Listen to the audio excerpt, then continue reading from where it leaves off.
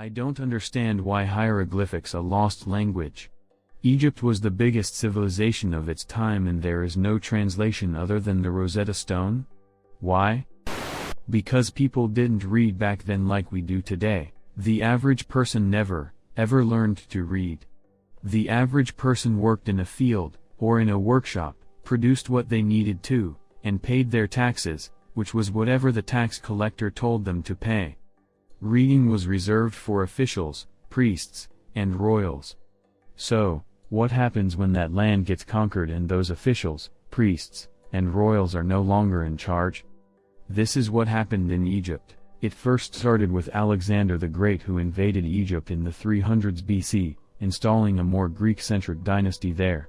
This dynasty ruled Egypt for 300 years, and while they still used hieroglyphics, Ptolemaic Greek also started to get used/be common. Then in the 1st century AD the Romans came knocking, and conquered Egypt themselves. These Romans brought Roman life with them. Official writings and laws and letters started to be written in Latin, the language of the new rulers, while hieroglyphics continued to slowly die out.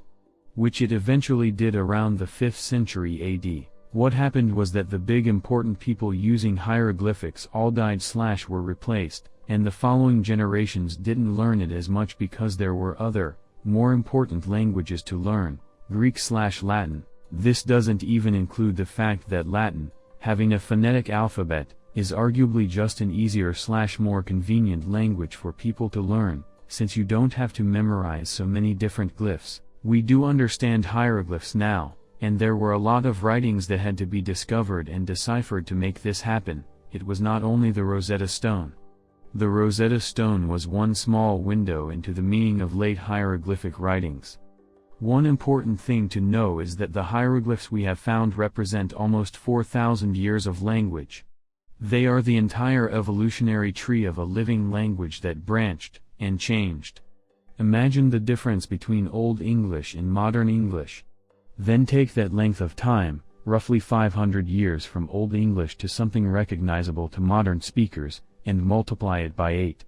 We had to find examples, work backwards and even discover some parts of it through logic and reasoning over an immense gulf of time. We can now read writings from any era, from the beginning where the language was ideographic, through thousands of years as it transformed into a phonetic language representing how people actually spoke and how that spoken language evolved over thousands of additional years. How does leakage current work and is it always there? Oh yeah, most stuff uses a minuscule amount of power when idling. However, it amounts to so little that you lose more money on wear and tear on the plugs from all the yanking. Oh, and batteries self-discharge just by existing, so good luck on that front. Okay, thanks for the quick answer. I already thought there has to be a minimal current or something. Also, do batteries discharge more when they are left plugged into the device or when they are plugged out? Or is there no difference? Yesterday he got really mad at me because I left the battery in his new lawn mower, which is annoying in itself because it can't be started without it, but anyway he told me that I now broke it because it apparently discharged. I know that batteries decrease in capacity when they are always charged 100% and then left charging, but being discharged can't be bad, right? Why do you only get dandruff on your scalp and not anywhere else? What causes flakes to happen? You do get dandruff everywhere on your body. I believe you shed all your skin every 2 weeks or so. The reason we seem to see more dandruff on our heads is because the skin gets trapped by your hair. I second this. I sometimes have dandruff, flaky skin, in between my brows and at the back of my ear.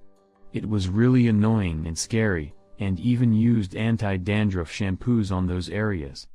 Is that why I've never seen a bald person with dandruff? I imagine that's a reason. Yes. No passing dermatologist has posted to correct me, so I'm assuming I'm right. Would we eventually run out of space on the cloud to store data? Not until we run out of bigger and more hard drives, servers and data centers to store them in. As storage tech gets better, we retire older, power-hungry, inefficient storage drives and move all our data over to newer, bigger, faster small devices. So yes, even though the volume of data that generate every day is not only constant but increasing, our capacity to store it all is catching up. Eventually we'll come up with cool crystalline storage cubes where individual molecules are reoriented to reflect bit status, and we can pack the entire known internet, like as of today, into a bowling ball or something. But yeah, if storage and server tech wasn't also continually increasing and improving, we'd fill all of the existing cloud storage and server capacity probably in a matter of months. I've always wondered if it's someone's job at Google/YouTube, Amazon Web Services, etc. to just plug in hard drives all day. Yes and no. If we used the same things and never stopped supporting older resources, then yes, theoretically we would have to continuously build these devices that remotely store data. But as technology advances, we are able to store more and more bits of information on smaller devices, freeing up resources and power, and we decommission and recycle the older and bulkier things. Think back to floppy disks. Not that big, but you would need about 3,000 or 4,000 floppy disks worth of information to install a Windows 10 operating system to a current computer, because each floppy disk was capable of only several kilobytes or megabytes of info. Now we can do it in minutes with a terabyte-sized thumb drive. If we extrapolate that and try and predict the future, we will be capable of increasing storage technology faster than we can create things to fill that information up. And then we can break the old storage devices and make newer advanced servers out of them. Why are car crashes with airbag deployment mostly considered total wrecks? There's a certain threshold where the airbags deploy. You obviously don't want them going off when there's a low-speed collision, so only higher-speed collisions set them off. It also happens that cars are designed to deform in order to absorb the energy of those higher-speed collisions. If the cars were solid, they would just transfer most of the energy of the collision to the occupants. By deforming, less energy makes it to the occupants. These two things happen to have a good degree of overlapping. Depending on the specifics of a collision, you might have a write-off without the airbags deploying, or you might have the airbags deploying without a write-off. One additional factor is that the airbags destroy a good portion of the interior when they get set off. Especially if you have full curtain airbags, basically every surface of the interior will require replacing. At that point, it's easier to just get a new car given the other damage that also happened. Why couldn't the first cameras capture color? Chemistry. To make a photo you need a chemical reaction that's triggered by light. The earliest cameras relied on very rudimentary chemistry that only captured light intensity. Meaning bright light triggered a lot of chemistry and make the picture white, and low light didn't trigger chemistry and the image remained black. The color of the light didn't factor into it. As the science of chemistry advances, we discovered more and more chemicals that not only allowed for reactions with intensity but also color. Chemical X was triggered by blue light, and not at all by red. But even this was limited. Just because chemical X was triggered by blue light doesn't mean the photo came out with the same blue color. Maybe pictures with chemical X were green instead of blue. As recently as the 1970s, photochemistry had to be calibrated in the photo labs with stock color cards that the film companies sent out so that the chemists could ensure that the photo colors matched the real-life colors in their opinion. So all older photos do have an element of false color to them.